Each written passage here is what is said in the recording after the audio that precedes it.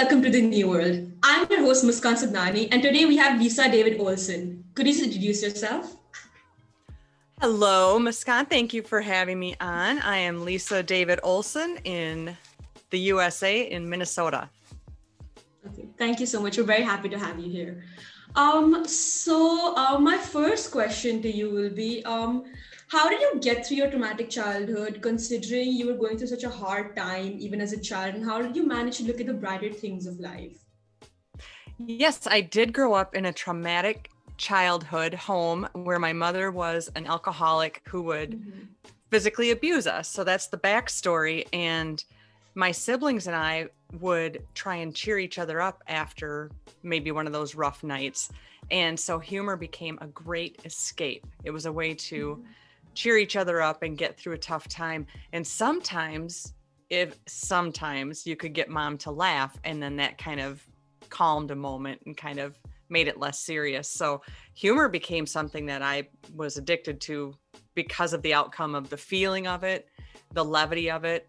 And later I learned the health benefits of humor and how it connects people who are even strangers. So as you know, like many people have different coping mechanisms. Like some people have writing, some people have singing, some people, have different coping mechanisms. So why did you specifically just choose humor apart from, the health benefits and all along those lines? I was influenced by a show when I was growing up, and it was called The Carol Burnett Show, and it was sketch comedy, some improvisation, and a lot of singing. And I would pretend I was there. I would pretend that she was my mom. And so then comedy became quite attractive to me as an escape. And once I got hooked on that, it's what I craved. It's what I went to. Like some people are gamers, and like you said, some people are singers, maybe they're artists. It's that which your soul craves, and you can change over the years. But for me, humor was a constant, and I ended up running a comedy troupe for 20 years and performing. So about a previous question, you also have siblings. So if I can ask, where are your siblings right now? Like, did they choose the same path as you of, being an author, or, using humor as a coping mechanism and talking to people about it, or like? Right. Yeah. There's nothing you cannot ask me because it's in my book anyway. So my siblings, I'm number 3 out of 4. My older sister became physically ill with fibromyalgia, and she never really did settle on one thing to do. So she does so many things that she's almost scattered with what she does. But that feeds her creative soul. But I know that she was physically affected by our childhood. And her escape was getting married at 19 and pregnant before the marriage. Then she took on stepchildren. So by the time she was 23, she had 5 kids and no washer and no dryer. That was her choice. My older brother, who's second in line, he ended up moving away, and he married and had 2 kids, and he's still married today, and he's in California. And then the one after me, the younger brother, he definitely suffers mental issues. He's probably bipolar, and I've tried to reach out and help him. So if a person doesn't want help, you can't. All you can do is let them know, hey, if I can provide, money for you to seek help, that's all you can do. But honestly, we're not close at all. He actually doesn't really understand me. And so I'm only in touch with one brother. You have to have boundaries. And once you're probably not your age, but once you're older, you do understand that family doesn't mean that they can just be at you all the time. You have to choose who you let in your space. Yeah. So you said that, your sister went, like, is a mother of 5 children at 23, and so is your brother is in California and stuff. So are you like supportive of your siblings' choices, even though like you aren't close to one of them, and you aren't close to both of them and are close to just one of them? Are you still supportive of your sister's choice or your brother's choice who moved away to California? Yeah, that's a really deep question. That's a great question, because when you say supportive, what happened was I was left where both my parents are, and through the trauma I went through with my mother, we would get along and do things together and laugh.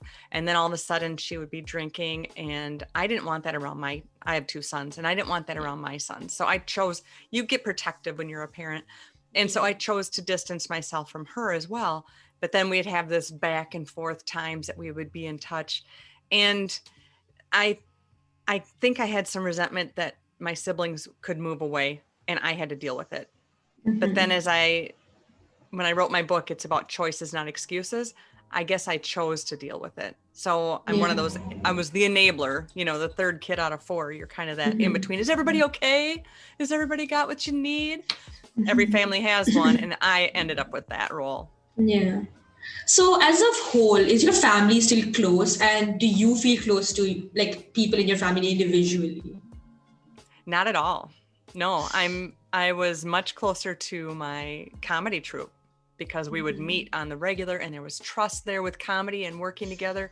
There's trust. Like if you and I were in a scene, you would trust me to make you look good. And you would trust me that I'm listening to you and build on what you're saying. And that is what we crave as humans. I didn't have that with family. There's just too many layers and tricks and neediness. And once I became a mom, it was just, I'm going to do my own thing. So no, I'm not close to, my dad's in the same city as me and we're not even close. He emailed me today and that was the first time in like 4 weeks. So I reach out to him. It goes both ways, but no, I can't say that we're close. And there's times it used to bother me, but it's not now. Exactly. So do you wish that things were different? Do you wish that you were closer to your family? And do you think that if you were closer to your family, that would have made you a different person? So maybe a better or worse person? It could go either way. Do you ever think that? The big regret that I have, the what if that everybody will have about their life. What if we lived somewhere else? What if I swam instead of walked everywhere? I mean, yes, we can do that all day.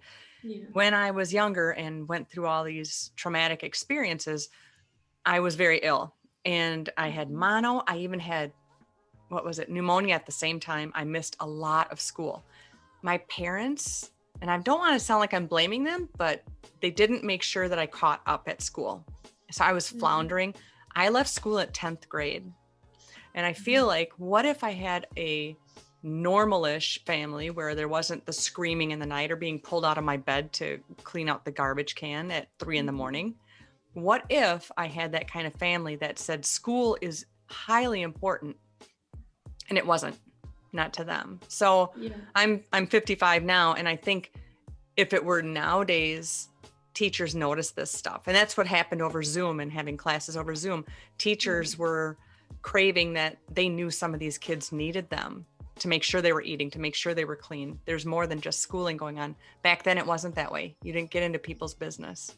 So that made me the kind of mom that made sure my kids were engaged with school and stayed caught up because I constantly struggled with that. So do you think that now that teachers like actually want to know like what is happening in their students' lives and stuff, do you think that is a good thing from a parent's perspective more than a child's perspective? Because as a child, of course, it's a good thing, but as a parent, do you think it's a good thing? You have such great listening skills and great questions. I want to thank you for that. Thank you so much. Right now, I think teachers need to be applauded, and especially after everything they've been through and trying to keep kids engaged and through something that we hopefully will never have to go through again, and to have no preparation for that. There's no training or offsite conference you can go to. Here's how you teach in a pandemic. So teachers had to adapt. And you want to talk about improvisation as my lifestyle. I think teachers definitely have that. And by day right now, I work in a police department. So I can tell you teachers are the eyes and ears that see your kids maybe more than the parents see them. If they're working so much and working different shifts, teachers are so important. So you said, so just out of curiosity, what do you exactly work as in the police department? I am in records. So I process everything, make sure tickets go through the state, and I make sure all the name files are correct. So a lot of computer work, but also dispatch locally, not the 911, but locally.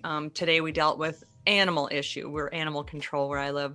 And there was animal issues. There was parking issues. There was a minor accident. This is the kind of stuff, civil stuff. And so it's the kind of things that you notice with being in a police department is the change of weather is a change in calls.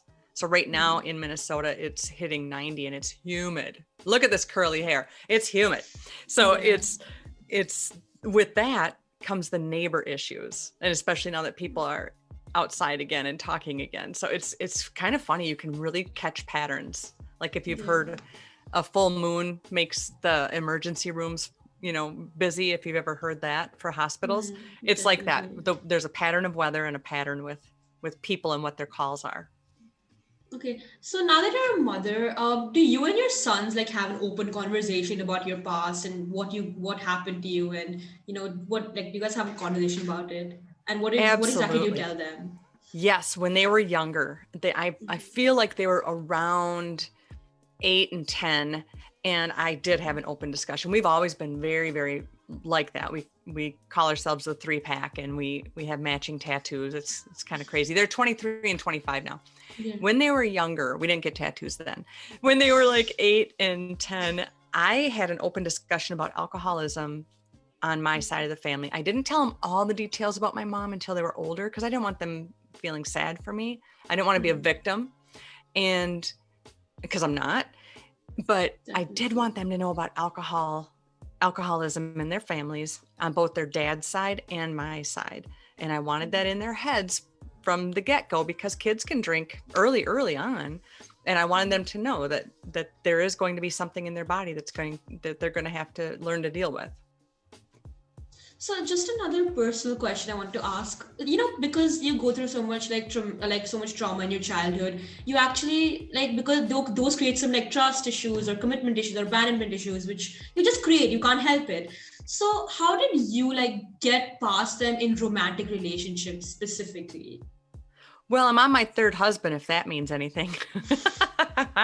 But I'm friends with the first two. I had 2 sons with my first husband. Then I was married a second time, and we didn't have kids together, and we're still friends. But my third and final husband is, we've known each other for 30 years. I used to work at his music company doing DJs stuff. And so we knew each other's kids. And then in the last 10-ish years, I got to help raise his sons as well. So together we have our 5 sons.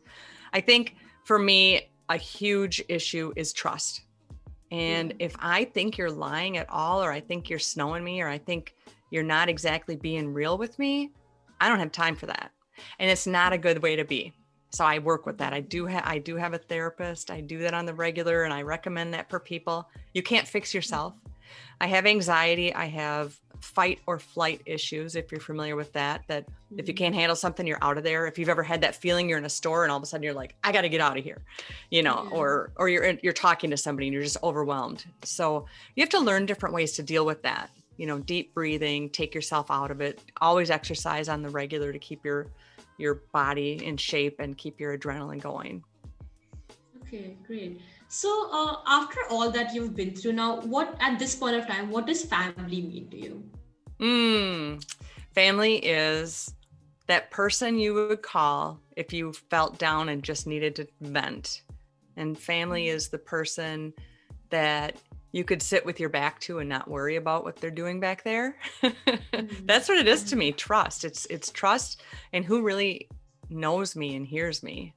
I have a podcast, and I've met such great people on there. And I have a couple of best friends that I've never met in person. And I told one of my friends, I can't believe I met you. And I have such trust for him. And we talk all the time. He has a wife and I have a husband, and it's nothing like that. But to just have that person reach out and go, how was your day today? And really mean it. I think it just depends on someone who gets you genuinely and wants to get you and wants to connect with you at the end of the day. Right. So after all that you've been through, in the past, how did you decide that I will not be a victim, as you said, and I will not let this dictate my life? I think being 17 and on my own, I had no car, and I was working in a hotel cleaning rooms, and I was very broke. I knew that I wasn't going to wait for somebody. I was going to make things happen. So I've always been a hard worker. And once I realized that I didn't need a bunch of initials after my name to write my book, that was a huge turning point for me. Anybody can write a book, and I think everybody has a book in them. And that's what I'm here to do, is to encourage other people to not limit yourself, to know that you're on this spinning rock. Whatever you believe happens after, all we know is right now, this moment right here. Now it's this moment. That's all we really know. So you should do the things you should try this stuff and you should explore and be brave about it. Yeah. So just a follow-up question to that. So as in like, okay, so as 17-year-olds, we and all of my friends, like we have a lot of like college CVs to work on. We know which university we want to go to. So how were you at 17? So did you have dreams for yourself? And like, did you have an occupation in mind you want to pursue? Just like all of us do it at this point of time in our lives. Yeah, at 17, like I say, I had no family support and I was just making it in this really crappy apartment and I had to take the bus to work. So at 17, what was I like? I was a drinker, ironically. And in my time, you couldn't drink until you're 18, but I found a bar that didn't even ask. So I was drinking and working and just kind of finding my way. And then I think my dreams would have been to be a performer. And I did achieve that. So I had that show for 20 years where we won awards. We got paid and that's where I found my comedy family. So at 17, that was my dream, would be to perform and possibly travel more. And I didn't really achieve traveling as much, but I didn't give up and I wasn't a victim and I didn't fall to alcoholism, which was a path that I could have easily gotten into. No, definitely. So no matter like if our parents are toxic or good, or if you had a normal childhood or a bad childhood, they shape you in some way. So personally, how do you think that your childhood and your parents shaped you into who you are today? You are wise beyond your years. I would say my father's a great storyteller and he has a great way of pausing, whether it be in speech or in life. You should sleep on it. Don't make big decisions. Take a break. I don't have that. I'm always going. I'm zoom. I'm a hummingbird, but I know what I should do. And mother definitely was a performer and encouraged me to perform, even though like I say, we were back and forth, but she believed in me. She knew I was funny and she believed in my stage presence. So she was one of my first people to get me to be brave enough to grab the stage and not be afraid. Yeah. So as you said that like you were a very like hummingbird and very like is going zoom. Do you think that this like I'm assuming it was impulsiveness? Like Say it was that. you being it was you being impulsive about your decisions. Like you don't really think about them too much and you're just impulsive about them. Oh, I'm with you. Okay. Yeah, I do too much too fast. So do you think that that's why you are where you are today? That's why you wrote a book and that's why you're so famous, is because you're impulsive? I think so. I think I am, and I think that also could appear to be brave, but it's also just, it is the fight or flight thing. If I'm not busy, I don't feel valued and I don't feel important. I have trouble just sitting and reading a book because I think I have to say I just did the laundry and did a Zoom call and did this and that. And I'm learning to slow it down, and I love to be outside and in the yard. So it is I can do a lot of things, but it doesn't mean I can do them all well. So I'd say COVID and the quarantine stuff helped me reset, helped me understand the beauty of the pause, and that I am still important. I don't have to do everything. Do you have like a tendency to like be a people pleaser, as a lot of people like do sometimes? So do you also have a tendency to just be a people pleaser from time to time because of this? I think so. I think it was also that I did a TEDx in April. And I think one of the things I said was applause was approval and laughter was acceptance. That's what I put in my speech. I truly believe that. That's what I was craving. I didn't have family around to put my art on the fridge. So basically I would crave a spotlight and applause, and what the heck, people were paying for it. So I was also making money, by the way. So do you think that everyone's childhood just does affect them in some way or the other? Like no matter what happens, if it's normal, if it's not normal, as per the norms, do you think that it does affect someone in a way, no matter what? Absolutely. Think about a lunch that you've had that didn't sit with you well, and then it affects your day. Now you take that into parenting and growing up in a bigger course. Of course, that affects you. And the main thing I would tell somebody who's younger is be the parent that allows the kid to fall and figure out their way to get up. And I don't mean physically wipe out, but I mean, if they're sad, let them figure it out and be there if they need you, but you don't have to fix everything. That's what I would tell you if you're going to ever be a parent. You don't have to fix everything, but be there when they want you to. That's a huge thing. But I feel like people who had like comparatively bad childhoods, they try to be like very overprotective parents without like, it's a very impulsive thing. Like you just want to be overprotective for your child. So how did you like overcome that, or were you also an overprotective parent because you didn't have such parents, or like how were you, or like how does that help?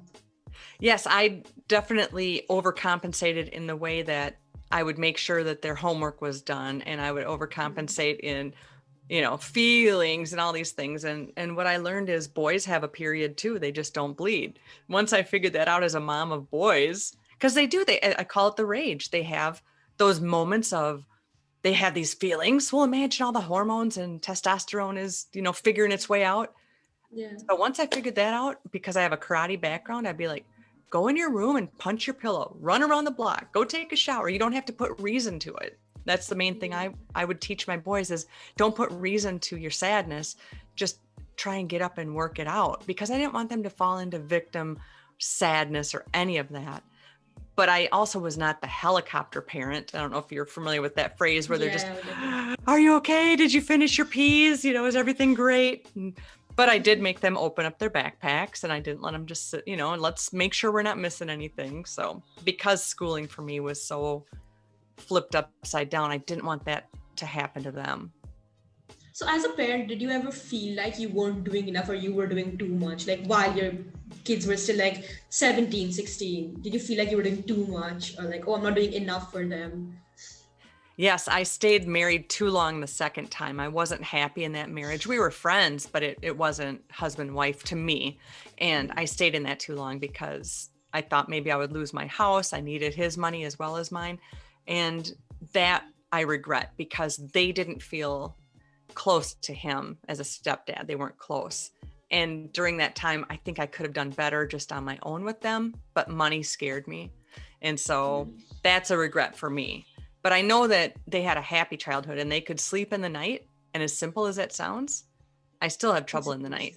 Night fright is not okay. And my children never had to worry in the night. Okay. Because it is still a huge thing, at least from your perspective, that they can sleep in the night, but yes. I couldn't. It's the irony. So about your marriages, like, you've been through 3, and I think third one is usually the charm. So in the middle, did you ever feel like that maybe I'm never going to find love, and maybe I'm not meant to be with anyone because of the amount of trauma I've been through, because no one can emotionally handle me? I never did have that feeling. I know that before I was married, I definitely craved a partner, because I think I put that with that I had to have somebody always. So the weird thing is I've never ever lived alone. And that's kind of weird. So I don't know what that's like to live alone. So now that my kids have moved out, it's just me and my husband. I do have moments of being alone, and that's all new to me. But I've still never fully lived alone. And I'm okay with that. I like having my husband around. So that is odd. And I don't have issues that way, but if somebody's in my circle, they're in my circle. Because like I said, if I can't trust them and I don't believe what they're doing, or I don't align with their values, then I don't give of my time. So how did you find it okay to open up to, all your like husbands about your, childhood and about your trauma? And how much time did it take you to open up to them essentially? Well, my first husband was around when my mom was still around. And so he knew it all as well. And so he knew everything that was going on. And I would say if I was dating somebody, I wouldn't have just shared it, because it's not something you can be proud of. It's almost embarrassing that you had that family where the police would come over or something like that. But it's not hard for me to talk about it. And so if I got close to somebody, I did let them know. But I think that was after I knew that it was a safe conversation to have. Mm-hmm. So as a person who's like listening to someone, do you think that it is a lot for someone to take in, to listen to your like trauma, or listen to, the difficult times you went through? And like, how would you handle it if you were listening to someone? As a background, like you didn't have the same background, you had a very like normal childhood with no trauma. How would you take it as if someone was telling you that, oh yeah, this happened to me? Yeah, I use that talent at work. I'm on the phones at the police department. And the main thing when people complain, they don't really hate their neighbor, but they're anxious about something, and their neighbor might have mowed their grass into their side. And so they're all up in the air. They just want to be heard. Usually, just to be heard is the best thing you could do for a friend. If somebody passed away, it's okay to say their name. Or if somebody's frustrated and they had a bad drive to work, let them talk. The worst thing we can do to each other is play topper. And by that, I mean, you tell me you had a really bad lunch break because the food was cold and they overcharged you, and then your shoe fell off and all these things. And I say to you, oh yeah, well, I didn't even get a lunch break because this happened, that happened, that happened. Then you didn't even get heard. You were not listened to. Yeah. I just pushed your story off the curb and you were not heard. And that's not a good friend. So one of the things, I'm a speaker, and one of the things I speak on is listening skills and how I take that from the stage to an actual relationship, whether it's at home or your teammates. Listening is something that is super important. How else are we going to learn?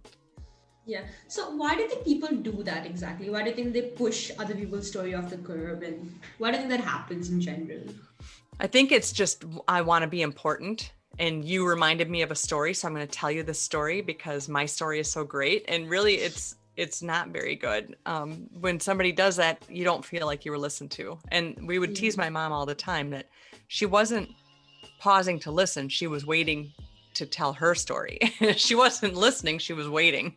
So it's kind of an old joke, but you just always want to ask somebody after they share a story. You want to give a follow-up to it.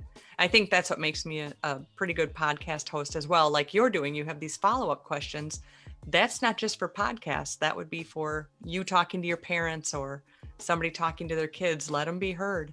Don't try and fix it, but ask a follow-up question to learn a little bit more. It's always interesting how the conversation can go. So just adding on to like the thing we talked about in the starting, as a third child, did you ever like either like 50 or like 20 or 30, did you ever try to bring your family together and have an open discussion of why you guys turned out the way you turned out and why you aren't close anymore? Did you ever have a thought of doing that, or do you actually ever do that? I did. No one has asked me that before. Holy cow. I did with my mom when we were in a good place, and she was sober by that time because she had an episode where she almost died. And I saved her life because when I showed up at her apartment, she had not been eating and she had fallen on the floor, and we were the same size and I couldn't get her up. And in that moment, I decided to call an ambulance, not knowing if I was going to have to pay for it. And I had 2 kids.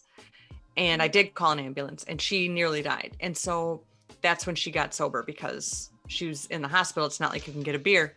So she never drank again after that. And when that cleared after a couple of years, I said to her, what do you think of how we grew up? And she totally regretted it. She apologized for it. She said she wished she could have done better. And I know that her parents drank. So it's just, that's why I wanted to make sure my kids knew. So we did have that discussion. That's a good thing to have, to kind of, you'll never have closure. I don't believe in closure. What is closure? It's not, you can't change it by knowing, but having that conversation that if that person was gone, you couldn't have it is pretty paramount. With my father, I never understood that he wanted 4 kids. And he told me one day he would have had 8 kids if he could have. And I never knew that. And I was in my 40s when he told me that. He's like, no, I loved having kids. Honestly, he was not around much. So I never understood that. He was always at work or in his den, which now you'd call it the man cave. And he never stopped the things that were happening. He never hurt us, but he didn't stop it. So I had to learn that as I wrote my book. That's when that was the light bulb that went off. It was when a TV journalist was asking me, so where was your father? And I'm like, oh, he was there. And it just hit me. Holy crap. He was there. didn't even dawn on me. So after that conversation with your mom, do you think you felt at some kind of peace that at least even she realizes that, we went through a lot, and at least she realizes that she needs to apologize to all of us? Like, did you feel at peace with that, or just... I did feel that way. I felt it didn't make up for it, but the acknowledgement alone was wonderful, because there was a time she wouldn't have, and there was a time she would have deflected. Oh, well, who's an alcoholic, that Nancy down the street, and just deflect. That's the way I grew up. But you're right. In that moment, she owned it. She said it wasn't what she would do again, but now it's done. And that was a huge thing. So that's exactly, don't you think that piece to an extent was some closure for you? Even though Yes. you say you don't believe in closure, technically, isn't that piece technically closure? Yes, that's a very good point. You're right. Because for someone to own it and not deflect it, that is a big dang deal. Yeah, you're right. Yeah. Okay. So just another thing, as like with the knowledge you have today and everything that you've learned in this journey, what would you tell your younger self? Ooh, I love that question. I would tell my younger self that you are smart and you will matter and you will help people, and that you'll be a really awesome and embarrassing mom who loves pranks. That's what I would tell my younger self. So just to follow to the, that you left, you left school in 10th grade, and now that you're seeing, your sons go to university and all that, do you did you ever think of like, oh my God, maybe I should go back to school. Maybe I should learn and see what is there to learn. Absolutely. And I have an opportunity at work now because I'm in a union and they will pay for it. And I think about getting into criminal justice just to align with, I don't want to be an officer, but I have been tased and it hurts. But because I was in training, it wasn't because I was running from the police. But it is something I should do. I agree with that. It's so weird though, because I always have other stuff going on. So I work full time. I'm a speaker and I do coaching. I call myself a professional nag. So I'm helping one guy write his book. I'm helping one gal get her speech and shape up her TEDx, and a second person for speaking. So when I do so much on the side and I think about, would I really be invested in school? That would be hard. So it's on the list, as well as writing another book. So it's in there, staying busy, busy. Yeah. So what exactly got you into criminal justice? I just was in a hospital for a long time working as an assistant. And when I moved, I was in Wisconsin, jumped over a bridge like 8 minutes away into Minnesota. And I noticed this job opened up and I had a craving for it because I knew I could help people. When I worked in the hospital, it was meetings and I had to take notes during the meetings, and then agendas for the meetings and the follow-ups for the meetings. And I felt like, when are we ever getting it done? But a job is a job. Now I make a difference. I help people with scam calls. I help calm elders down. They're scared to death. They don't know what's going on. They think their grandkid is in jail or whatever. And I help calm them down, or I help kids. One mom was driving drunk and they pulled her over and the kids were in the back seat scared and wet from swimming. And I helped them. I found them clothes and sat with them. And that's the kind of work day that's like, hey, I made a difference. And a portion of my book sales goes to the Family and Children's Center where I live and helps families who need the assistance that we would have benefited from if it had been around back when I was growing up. Yeah. So I'm assuming you've done like a lot of like little jobs, like a hospital assistant, and you worked in a hotel briefly at 17, and also you're in the police department now. So throughout all these jobs, I'm assuming you've done a lot of them throughout these years. So who are the most interesting people you've met who've impacted you and you still remember till this day? Like you remember these people till this day and be like, oh, these people kind of helped me get to where I am today, or like turned me to who I am today. Funny thought is, just today I thought of one of my bosses that I had for over 10 years when I worked in the administration section of the hospital. And that was a hospital of 6,000 employees. So I was kind of up there. And I remembered what a bully she was at the end, how mean she turned out to be after I worked with her for 10 years. and she somehow flipped, and I don't know why. And, you know, it's not always those who treat you well, but it's also those who don't know how to be consistent and treat you well that you learn from. So what you want to do is take note of that and make sure you aren't that person to someone else. So it's interesting that I happen to think of her today. I think her birthday is coming up, and that's why. But the people who gave me opportunities to grow and didn't limit me, or the bosses who are approachable that you can just go in and go, hey, do you have a second? And they're like, yeah, come in.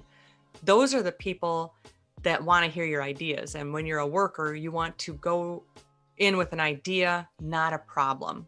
You don't want to say, you know what, this just isn't working over here. The way this is set up, it's awful. That's not the way you are as a worker. And so I learned that throughout is, hey, this setup doesn't seem great, but would you be open to us trying maybe this? That's the kind of worker I've learned to become. And I think some of those people along the way have helped me to find that spot. And it works more than just in an office. Yeah. So do you think that you've kind of, learned to understand people a little better and like give people that upper hand or the benefit of the doubt that, oh, even though you did this to me, I still will be, with you and like, no matter what happens? Yes, we don't know what that anybody standing next to us in the store or living next door, we don't know their deepest issues and we don't know their struggles. And we don't know people online. Just we think we do. Just because you have a Facebook friend doesn't mean you really understand what they're going through. And people are mean on the computer, as everybody knows. So what if we treated everybody as if they are trying hard? What if we treated everybody as if we may never speak to them again? What if this is the last time you sent a text to your friend? Is it something you're proud of? In the comments you make on Facebook, is it something a future boss would be impressed with? So you look at these people who are so angry on the computer, and I think anybody's going to see that anytime. It doesn't go away. So that's how you want to treat others, as if, what if they're trying the best they can? And we don't really know what's going on in their life. So mind your own, stay in your own lane, worry about yourself. Mm-hmm. I think also like there are a lot of people who kind of try to compare the situation that, you're going again, like we said, they throw the curve off the story, they throw there's curve off the story of the curve and tell their story. So has that ever happened to you per se when you were talking to someone about, your difficult times? Would anyone do that to you? You mean just kind of push away my story and make theirs better? Oh, be sure. Like, oh yeah, but I went through this, so it's not even as bad as you. Yes, absolutely they do. And it just happened a year ago. It's fresh in my mind. We lost somebody really close to us, and it's my son's best friend was killed in an auto accident. And it wasn't sudden. It was awful. And it was not his fault. And I was crying at work, and one of the other bosses that I don't work around, but she's in the same building, saw me crying and asked me about it. And I told her about Brian, and she starts telling me about an accident when she was a kid, that this kid was run over by a tractor or something.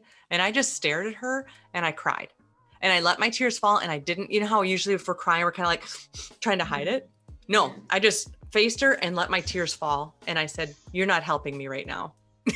And I was just said it to her face. I did. And I didn't laugh. I just let the tears fall. And I just said, you're not helping me right now. And her face changed. And I just thought, she just has a habit of doing that. So nah, not today, girl. So do you think you've started being more honest to people because of this? That you start telling them that, oh, you're not helping right now, like in general, when people really aren't helping, because some of us just tend to be like, oh no, yeah, I get it. But then, do you have that tendency to just be honest to people and open about it now? I am. And I think it works for me when other people are more direct with me as well.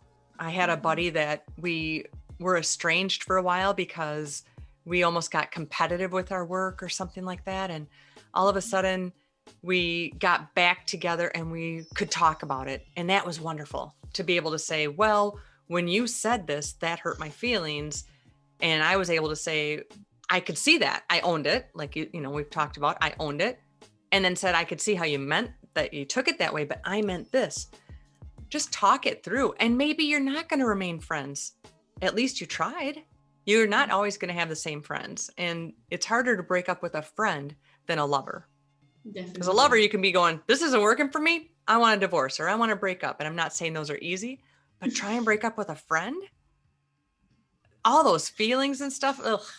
Feelings. Yeah, the Ugh. history, especially that you guys have, really Yes. is just like. Exactly.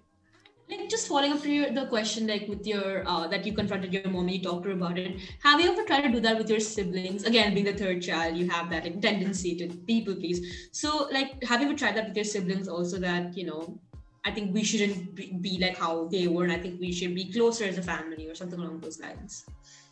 Yeah, I never craved it. My one brother that I am close to is so hit and miss. I just sent him a text 2 days ago. I like to do this random hug is what I'll write, or I write, "Ha, made you think about me," just because you're reading my text. And this time again, he hasn't answered me, and it's just sometimes I just think, why bother then? If you feel one-sided that you're the one always trying. It just doesn't, I just don't get it. So I don't put that much energy into it. I don't feel that family has to be together. And that might be different where you live and the way you grew up. But I think I tried as a kid, and it just, like I say, I reached out to my younger brother and tried to help him with his mental issues. And we did join in to have the funeral for my mom, even though I wasn't talking to her at the time she passed. And I put on a face. I was in my best acting mode when I acted like I wasn't afraid of him or that I was a friend of his. And he said, "Now we're together again, right?" And I was like, "Oh yeah." No, I lied because I fear him. He really is a dangerous person. And I won't have that around my house or my kids. So no, So I when don't crave to have everybody in the same room. So when your like mom passed away, did you wish that you like ended terms with her differently? Like you ended on different terms with her, or your last words to her were something that actually like were meaningful, or did it just be like it's okay that? Yeah, I think we all have that. We want that movie ending. I did see her in the hospital. She ended up with the breathing tube down her throat, which she didn't want. And I got it in a living will that you write out. And she never wanted to be on assisted machines. And I did have to fight my brother for that. And I was her voice in the end, even though we weren't speaking, as ironic as that is. I did go see her.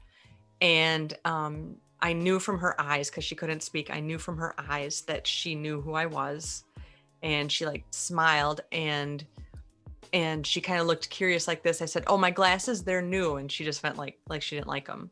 And that's what I remember. And my youngest son would visit for the few days she was kind of drifting away, and he would make sure she was covered, and he would make sure there was gentle music in the room. And he was very hospice about it all. And he was only like 19. So it was it was a touching journey. But trying to deal with my brother being there too was hard. So it was exhausting, but I think in the end, I feel like we, the eye contact, that was something. She knew I was there. Yeah. So why aren't you really close to your first sister, the one who just kind of went away? Yeah, during the funeral, when my mom passed, I was at her apartment cleaning it out. Now picture a refrigerator that's packed full. An elder person saves everything, and I'm talking some soup in a can in the fridge and times that by everything, and it's nasty. And I'm there doing that, even though I wasn't in touch with her at that time. I'm cleaning and scouring things, and it's a really horrid time. And all my sister did, because she lives in a different state, she wrote and said, "Is there any jewelry I can have?" Haven't spoken to her since. I'm very stubborn. Very stubborn. We are of German heritage. My father's part Syrian, and I think I get it from him. Shun. And it just happens. I'm just like, "Girl, I am going through milk that has turned into cottage cheese, and you want jewelry? Goodbye." So she's very needy. When she was in my life, my husband and I replaced her tires on her van, and we helped her get places and helped with all these things. And it was like almost like having another kid, even though it was my older sister. And I tell you, there comes a time in your life where you're just like, I got to take care of me and mine. Yeah. So coupled with that, asking for jewelry when I'm digging through a nasty fridge of slimy meat. No, girl, no. So until the end, did you have any expectations from your mom specifically? You mean at the end of her life or what? Yeah, at the end of her life, like till the end, did you still hold any expectations? No, I assumed it was going to cost me financially to have her buried or whatever. And my brother, out of his guilt, because he did get money from her up until the end, because he never worked. Like I said, he has mental issues, which is like bipolar, not. And so he could never hold a job. He would always tell people off. So he was getting money from her. And so I assumed I would be stuck with it because I usually am. And he ordered a casket and a choir and all these things. And when I talked to him, I finally said, dude, we're going to do cremation and we are going to not have a choir. It turned out we had, besides family, maybe 8 people that came. So the people who were singing would have outnumbered the people at the service. Mom just didn't keep friends at the end, so I didn't have expectations, but I also didn't want to go in the hole financially. Like I said, I was raising kids. So nobody wants to end up going into debt to bury the parent they weren't even in touch with. Yeah. But it turned out that there was some money there and we didn't end up paying for it. But I just had to kind of get my brother down off the guilt train. He thought he owed her all this stuff. I'm like, she's not going to see it. And I don't mean it disrespectfully, but she would probably say, don't spend all that, just get together. And we did. We got together and had a meal. So since you like told that your dad wasn't really around and like usually he was just at work or something along those lines, have you ever talked to him about what you went through as a child? Yes. And when my book came out, that's a memoir and talks about how humor saved my life, I would not give anyone a book until I could give it to my dad because, I'm a dropout and I did go back to school and get my degree, my high school degree, but I'm a dropout and I've been married and divorced and all these things. And I'm proud of myself. I wrote a book and the proceeds are helping other kids and I'm proud. So I wanted Dad to have the first copy. And he glanced at it and he saw some of the things it had and he says, why would you do this? And I remember I was sitting on the ground at his feet because he was in his chair in the living room. And he goes, why would you tell all the stories? That's in the past. He did that with his hand. That's in the past. I was like, holy cow. I didn't give my books out to anyone thinking he was going to go, I am proud of you. Didn't happen. So do stuff for yourself. The book was for myself, but the whole thing of giving Daddy the first copy was like just a blow to my gut. So then after that, how do you still keep a good relationship with him? It's very guarded. He's in my same town. I could walk to his house. I love my stepmom and we're in touch more than my dad and I. He's just such a private person and he's very funny and witty and he has the best stories, but you got to catch him on the right day. I mean, he's 84, so I don't know, maybe I'll be crunchy like that in a few years. So do you think that like his past also, even your mom's past, is the reason why they turned out? Yes, with my mom, her dad wasn't around much and I know that her mom was quite the drinker and I think my mom was treated like a princess and her only brother kind of had to do all the work because Dad was on the road. That's the way I understand of how they grew up. And so there was resentment on that side. And I think Mom being treated like the girl, then I think it just went too far in life. And she always expected that everybody would be that way for her. It wasn't all awful. Like I say, she was my huge supporter for performing. And when we were getting along, she never missed a show. And I know that she loved that. As far as the way my dad grew up, he had a brother that was like 15 years younger than him.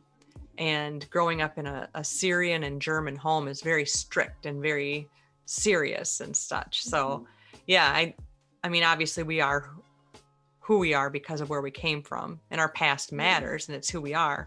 And that's what I told him about the book. I said, those are my stories. I'm not going to hide them. It's why I am who I am today. So how did you get past that judgment, considering that you have like shared a lot of your stories in this book? Did you ever think that there was going to be judgment? And if there was, how did you get past it? How did you get over that? Oh, I don't think I should be judged over this. Yes, I only being in, through the 10th grade, I was very afraid to put that out in the book. And I finally thought, whatever.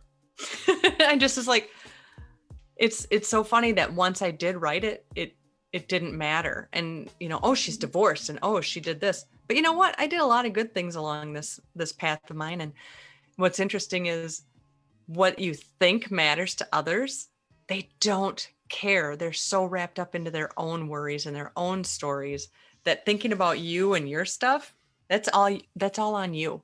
So get out of your own head long enough to just do the stuff you want to do and stop worrying, and seek the things that make your heart go fast, and seek the things that make you sweat in the weird places, and find the fun things, and connect with the people that you should, that you're curious about.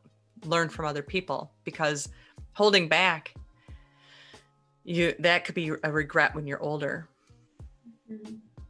So just that, we also know that you took you're doing therapy currently. So how has considering it's such a taboo around therapy, how has it genuinely helped you, overcome those issues or overcome those problems?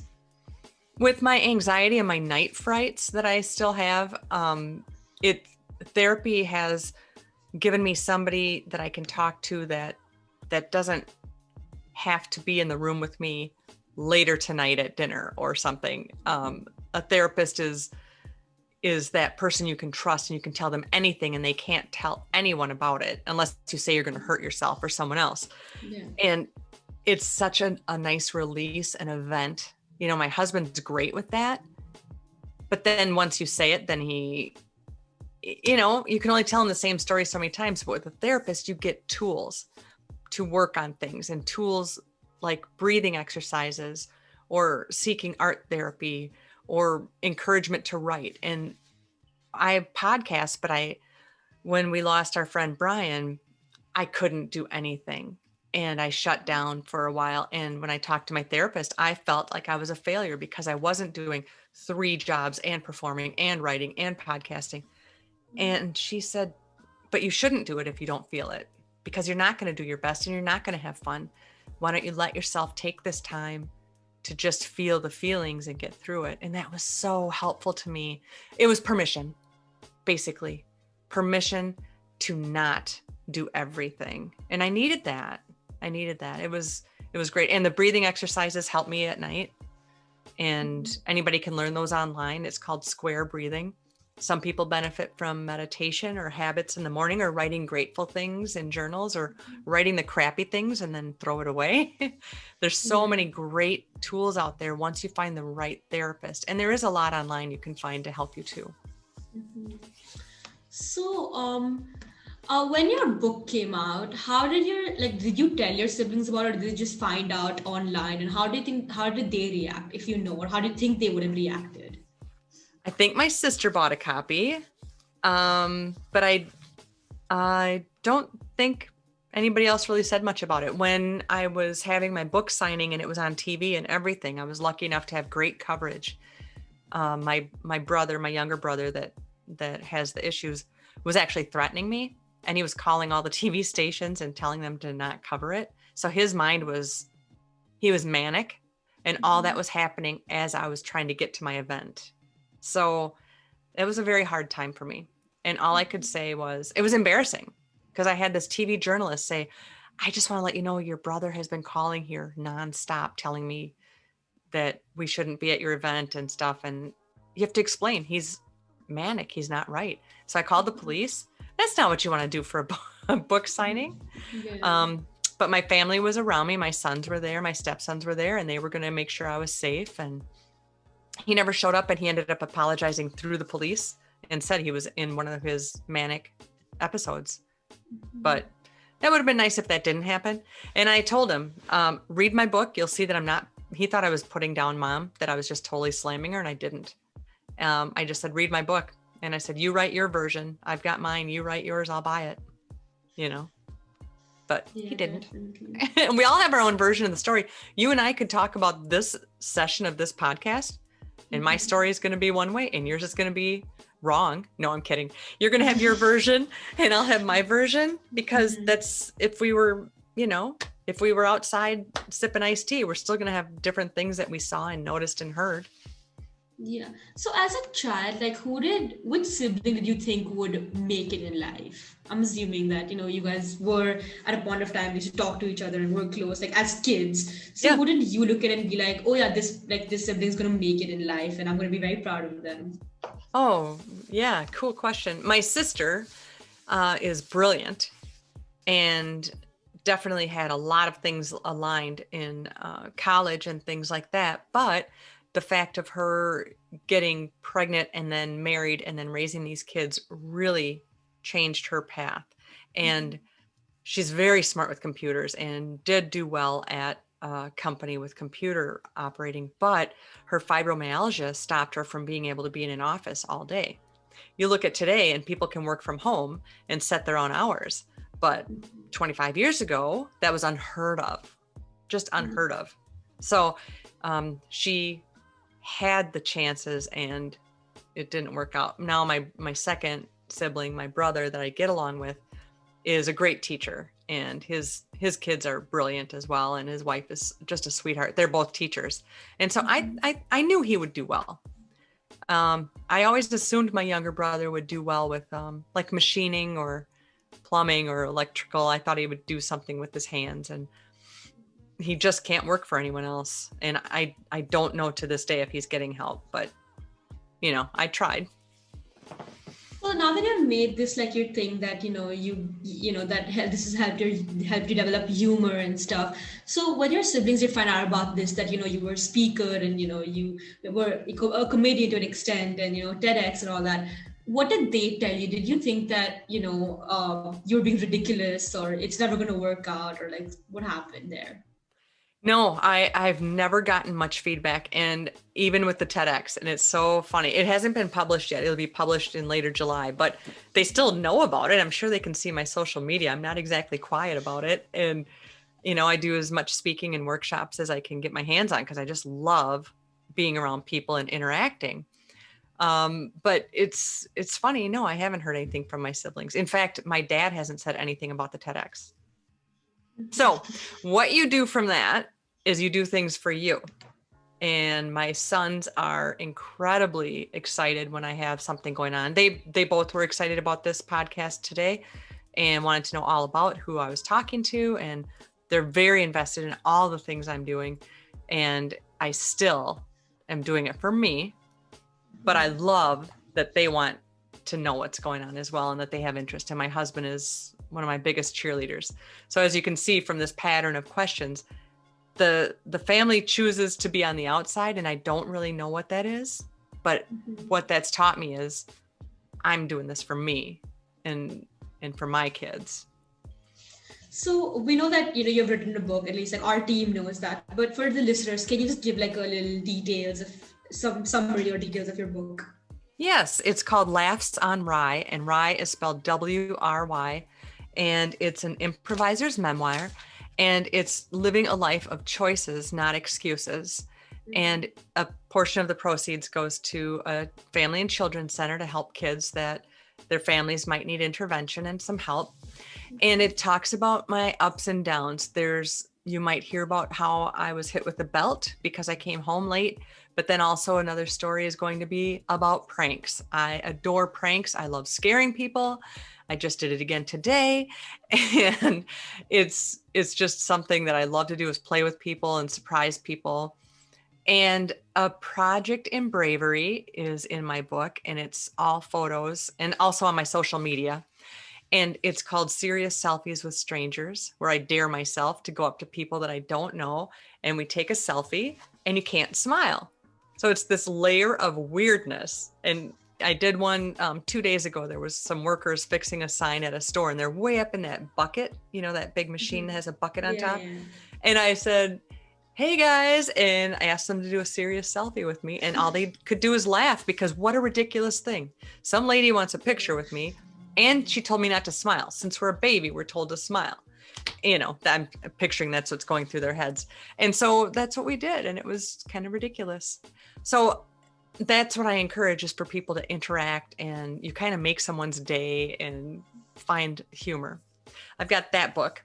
I've also got a journal that I created, and it's all about creativity and finding creative tips, but there's room for you to write and make notes.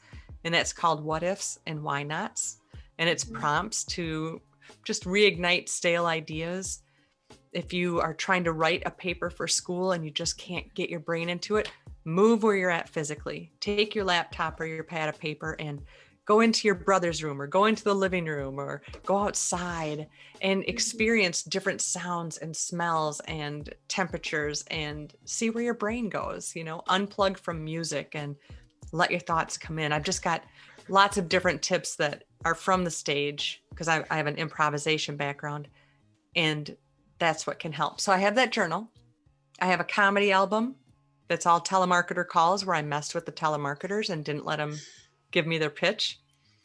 And my podcast is Stranger Connections.